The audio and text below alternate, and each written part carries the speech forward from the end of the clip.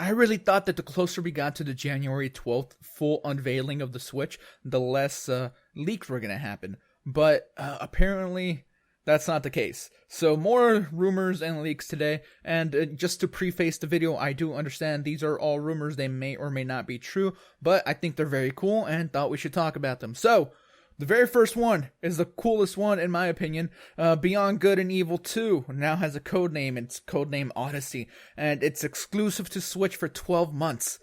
How insane is that? So, of course, retailer and digital versions. After 12 months, PS4 and Xbox One and PC will be getting it. You know, Microsoft has done this with Tomb Raider and seen mixed reactions and mixed receptions to how that happened. So the fact that Beyond Good and Evil 2 has been such a mysterious game, Ubisoft keeps saying it's coming and that it's coming, and now they're way more tight-lipped about it than they've been, was always interesting to me.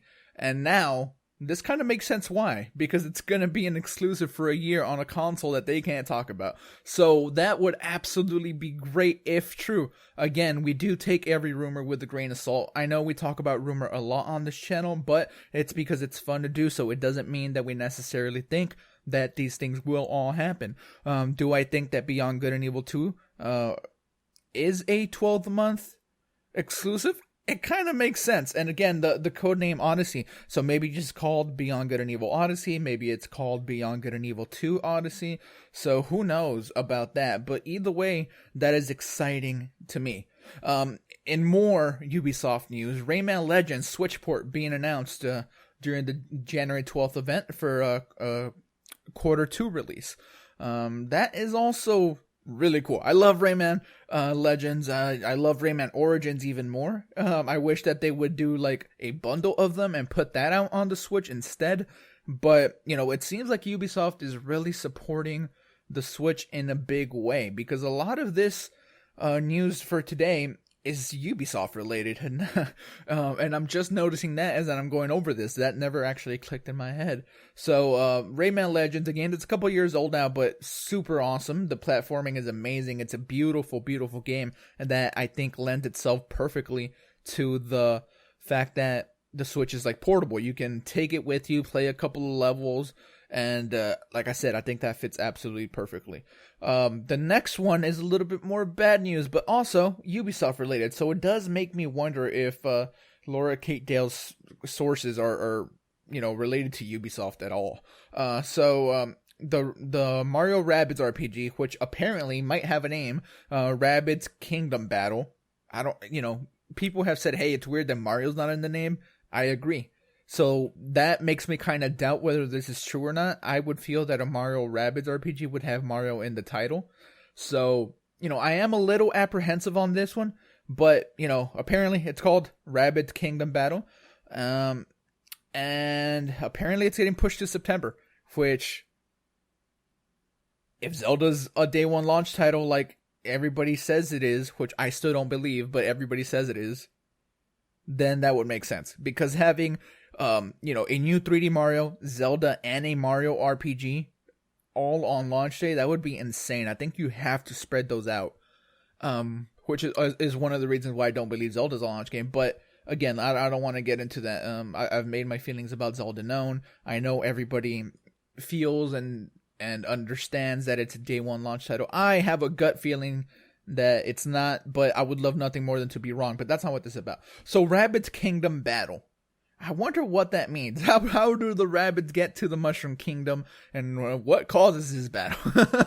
Like, I know it's like silly or whatever, but it's interesting. It's really, really interesting. The charm of Mario RPGs and the comedy and Rabbids being goofy and funny as well. Like, I think that could be a really, really fun game, especially for like younger people to get into RPGs, so that eventually they can play some of the cooler stuff that I love, like Xenoblade and things of that nature. Even though Xenoblade's not that difficult. One last thing that was kind of revealed within the last couple of days is that Mother 3 is being brought over to the Switch on Virtual Console. Which, man, I've never played Mother 3. People love that game. The only Mother game I've played is Earthbound, which is Mother 2. That's the only one I've played. The original was on a Famicom. I made a video that mentioned Mother like a week or so ago, so I don't know if this kind of counts as them bringing it back fully, because it's not Mother 4, and I don't expect we ever get a Mother 4, but that's really cool. It's going to be a good opportunity for me to play it, and it's also going to be a good opportunity for a lot of other people to play it. So, a lot of stuff happening, and here's the kicker. Laura Kate Dale and the other leaker, Emily Rogers, have both said that, yes, they're leaking these things, but they're holding off on the surprises. So all of this stuff is super cool to me. Super, super cool. But there's still surprises coming. They say that they don't want to ruin the event for anybody. Not for viewers, not for Nintendo. They have no interest of just leaking everything. That's not what they're all about. And they probably don't know everything to leak it. So, surprises are still coming, and that, to me, is the most exciting thing.